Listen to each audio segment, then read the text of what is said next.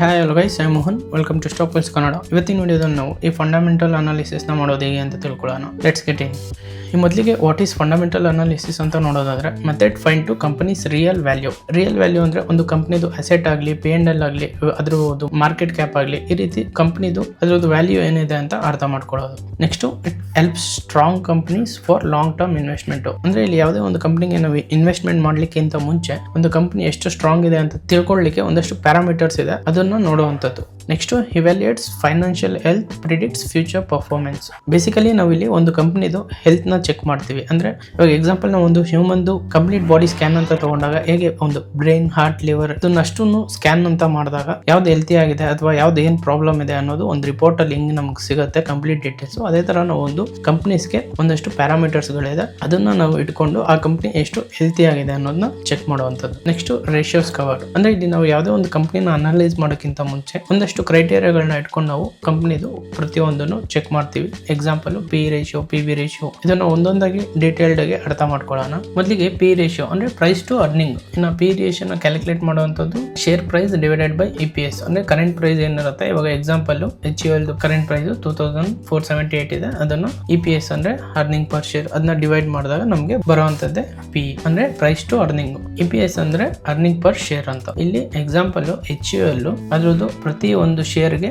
46 rupees ನ earn ಮಾಡ್ತಾ ಇದೆ ಅಂತ. ಅಂದ್ರೆ ಇಲ್ಲಿ ಪಿ ರೇಷಿಯೋ ನಮಗೆ ಒಂದು ಸ್ಟಾಕ್ ಎಷ್ಟು ಎಕ್ಸ್ಪೆನ್ಸಿವ್ ಇದೆ, ಎಷ್ಟು ಚೀಪ್ ಇದೆ ಅಂತ ನೋಡುವಂತದ್ದು. ಬೇಸಿಕಲಿ ಇಲ್ಲಿ ಪಿ ರೇಷಿಯೋ ನಮಗೆ ಒಂದು ಸ್ಟಾಕ್ ಓವರ್ ವ್ಯಾಲ್ಯೂ ಇದೆಯಾ ಅಥವಾ ಅಂಡರ್ ವ್ಯಾಲ್ಯೂ ಇದೆ ಅಂತ ತಿಳ್ಕೊಳ್ಳಿಕ್ಕೆ ಇರುವಂತದ್ದು.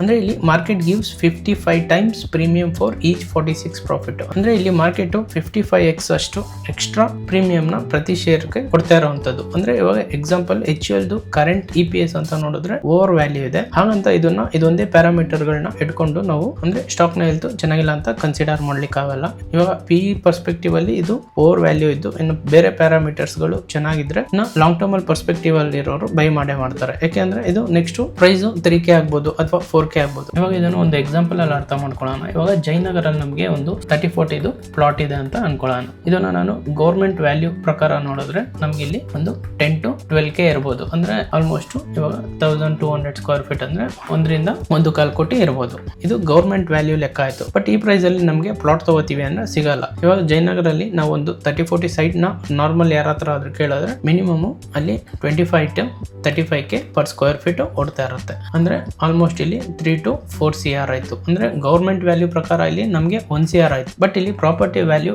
ಬೇರೆಯವರು ಸೇಲ್ ಮಾಡ್ತಾ ಇರೋದು ಪರ್ ಸ್ಕ್ವೇರ್ ಫೀಟ್ 25K. ಅಂದ್ರೆ ಇಲ್ಲಿ ಲಾಂಗ್ ಟರ್ಮ್ ಅಲ್ಲಿ ಪ್ರಾಪರ್ಟಿ ವ್ಯಾಲ್ಯೂ ಇನ್ನ ಜಾಸ್ತಿ ಆಗೇ ಆಗುತ್ತೆ ಅಂತ ತಗೊಳ್ಳುವಂತದ್ದು. ಇವಾಗ ಸಿಂಪಲ್ ಆಗಿ ಎಕ್ಸಾಂಪಲ್ 1 CR ಗೌರ್ಮೆಂಟ್ ವ್ಯಾಲ್ಯೂ ಅಂತ ಇದ್ರೆ ಸ್ಟಿಲ್ ಇಲ್ಲಿ 3 to 4 CR ಸೇಲ್ ಆಗ್ತಾ ಇರುತ್ತೆ. ಬಟ್ ಇಲ್ಲಿ ಇನ್ವೆಸ್ಟರ್ ಸ್ಟಿಲ್ ಲಾಂಗ್ ಟರ್ಮ್ ಅಲ್ಲಿ ಬೈ ಮಾಡ್ಲಿಕ್ಕೆ ಇಂಟ್ರೆಸ್ಟ್ ಇಡ್ತಾನೆ. ಯಾಕೆಂದ್ರೆ ಇಲ್ಲಿ 25K ಇರೋ ವ್ಯಾಲ್ಯೂ ನೆಕ್ಸ್ಟ್ 5 years ಅಲ್ಲಿ 40K ಆಗ್ಬೋದು ಅಥವಾ 50K ಆಗ್ಬೋದು. ಸೊ ಇಲ್ಲಿ ವ್ಯಾಲ್ಯೂ ಜಾಸ್ತಿ ಆಗ್ತಾನೆ ಇರುತ್ತೆ. ಮೇ ಬಿ ಇವಾಗ ಇವರು 25 ಕರೆಂಟ್ಲಿ ತಗೊಂಡಿರ್ಬೋದು, ನೆಕ್ಸ್ಟ್ 40 ಮಾಡ್ತಾರೆ. Next 40K per square feet ತಗೊಂಡಿರೋರು ಅದನ್ನ ಅವರು ನೆಕ್ಸ್ಟ್ 50K ಹೋದ್ರೆ ಮಾರೋಣ ಅಂತ ಅನ್ಕೊಂಡಿರ್ಬೋದು. ಎಕ್ಸಾಂಪಲ್ ಇವಾಗ 50K ತಗೊಳ್ಳೋರು ಬರ್ತಾರೆ, ಅವ್ರ ಪರ್ಸ್ಪೆಕ್ಟಿವ್ ಹೆಂಗಿರುತ್ತೆ ಅಂದ್ರೆ ಇವಾಗ 50K ತಗೊಳ್ಳೋರು ಇನ್ನೊಬ್ರು ಬರ್ತಾರೆ, ಅವರು ನೆಕ್ಸ್ಟ್ 60K ಮಾರೋಣ ಅಂತ ಅನ್ಕೊಂಡಿರ್ತಾರೆ. ಇನ್ವೆಸ್ಟ್ಮೆಂಟ್ ಪರ್ಪಸ್ ಅಥವಾ ಅವ್ರು ಇರಕ್ಕೆ ಈ ರೀತಿ ತಗೊಂಡ್ ಇಟ್ಕೊಂಡಾಗ ಅದ್ರ ವ್ಯಾಲ್ಯೂ ಲಾಂಗ್ ಟರ್ಮ್ ಅಲ್ಲಿ ಜಾಸ್ತಿ ಆಗ್ತಾನೆ ಇರುತ್ತೆ. ಇವಾಗ ಎಕ್ಸಾಂಪಲ್ಸ್ HUL ಪಿ ರೇಷಿಯೋ ಅಂತ ನೋಡಿದಾಗ ನಮಗೆ ಓವರ್ ವ್ಯಾಲ್ಯೂ ಇದೆ. ಸೊ ಇದೊಂದೇ ಪ್ಯಾರಾಮೀಟರ್ ಇಟ್ಕೊಂಡು ನಾವು ಸ್ಟಾಕ್ ಓವರ್ ವ್ಯಾಲ್ಯೂ ಇದೆ ಅಂತ ರಿಜೆಕ್ಟ್ ಮಾಡ್ಲಿಕ್ಕಾಗಲ್ಲ.